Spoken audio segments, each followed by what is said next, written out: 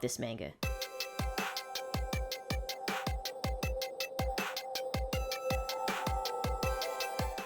Hey yo, and welcome back to That Manga Club. I'm your club president, Kassandra Mangaka, and today we are talking about that manga about a guy who made a promise to his childhood crush to marry her. Yep, that's right, I'm talking about Ken Akamatsu's Love Hina, created in 1998 and completing in the year 2000, but began releasing in America from 2002 to 2003. He's also known for I Love You and Nejima, if you're more familiar with those. Love Hina is considered the pinnacle example of harem manga to many people. With 14 volumes, 24 episodes, 2 specials, 4 OVA, and 7 video games? You can deduce that this was a very popular series. It even won 3 awards. Whether or not it deserved all that praise is what we're going to talk about today. I too fell prey to the hype in my youth.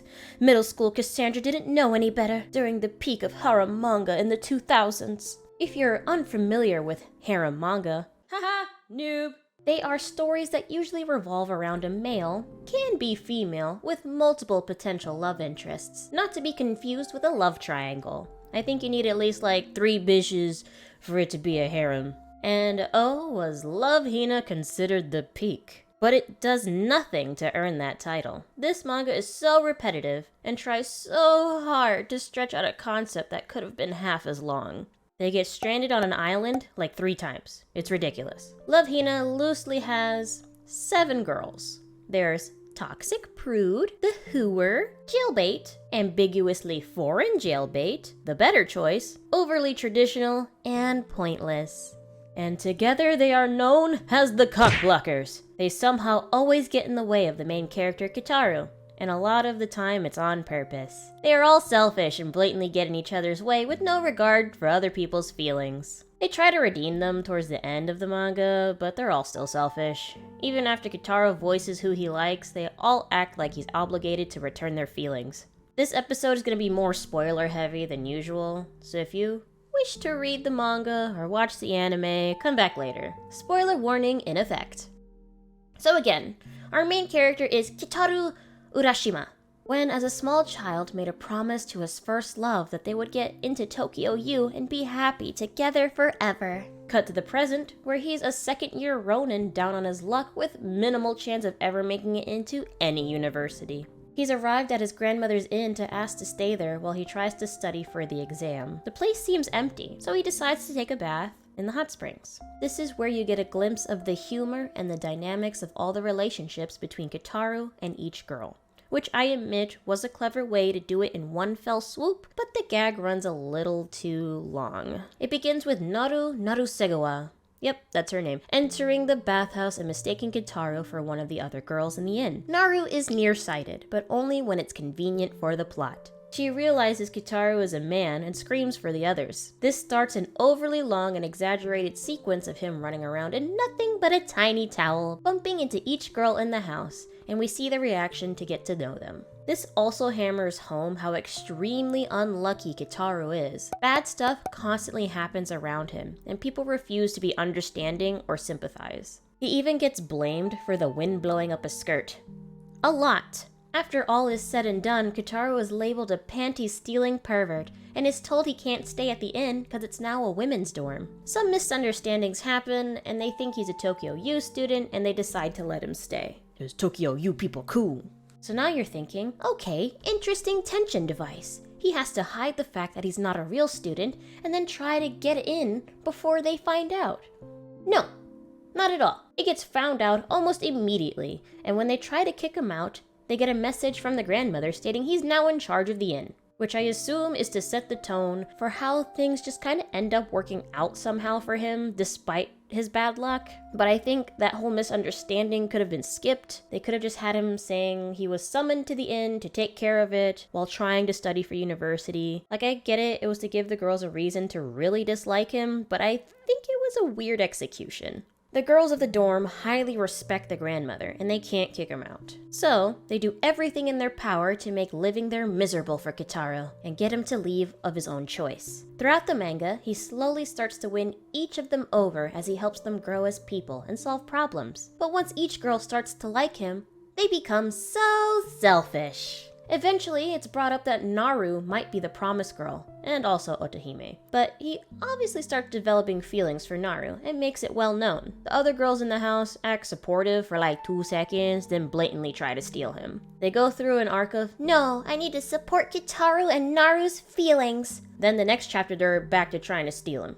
Like, Sue literally kidnaps him to her home country, and Motoko puts him in a situation that would potentially force him to marry her. And this manga drags on for a repetitive 14 volumes. Person A gets upset and runs away, so person B has to go find them. They get stranded, then dumb luck gets them home. But now person B is upset and runs away, so person A has to find them. But they get stranded, and the rest of the girls have to come help find them.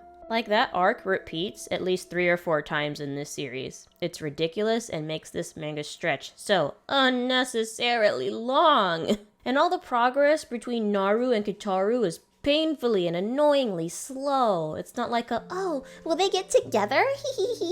It's more of a fucking get on with it. Naru Segawa is literally the worst romantic option written into existence. You will slowly grow to really dislike her. She's so freaking indecisive, and when she finally decides, it's bogus. It's so bogus. She doesn't love Kitaro for who he is. She admits to liking him after he becomes a carbon copy of the teacher she had a crush on. She constantly beats him up and blames him for things she knows are not his fault. He can't control the fucking wind, Naru! And if the wind blows up your skirt so much, then wear pants. There's a part in the manga where basically everyone demands Naru give Kitaro a straight answer. And they literally chase her all over Japan, firing missiles at her. And the equivalent of the FBI gets involved and they get labeled as terrorists. But when they corner her, and she finally gives an answer, there are no repercussions. They destroyed a train!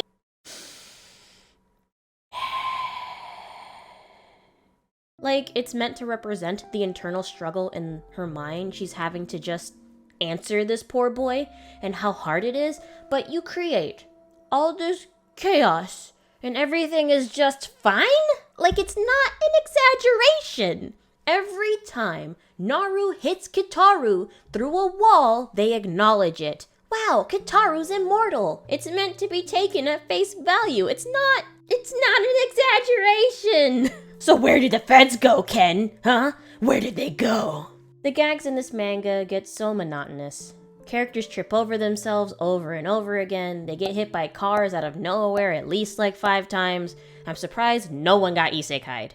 Like, I get gag humor in short bursts, or to relieve tension, but it's literally so constant it gets distracting, and I got so over it I just started skimming instead of reading. This manga tries to pose as a story about an underdog getting the girl, when it's not. It's about how your goals may change and things you wanted in life may not be what you thought they were. And it's okay to change your mind. A goal you set as a kid shouldn't define your whole life. Interests change, life happens, you meet new people, you grow. That's the lesson this manga teaches while under the guise of a shitty rom-com. Underneath all the silly, there's a beautiful lesson to be learned here. That it's okay to fail. You still have another try, another day, another year. Another option, as long as you keep trying. Obviously, I have a love-hate relationship with this manga, just like Naru with Kitaro, but in the end, it does have a special place in my heart. Does it deserve all those awards and all the hype? Probably not. Is the manga bad? Of course not. Could it have been shorter? Yes, definitely, at least half as long. But it's still a classic, and still a recommended read. Thank you everyone for attending this club meeting. I hope you enjoyed the video. And if you wish to discuss this manga further, then join the Discord with the link in the description below. We have lots of fun there. Don't forget to give a thumbs up, and I'll see you in the next one. Bye-bye!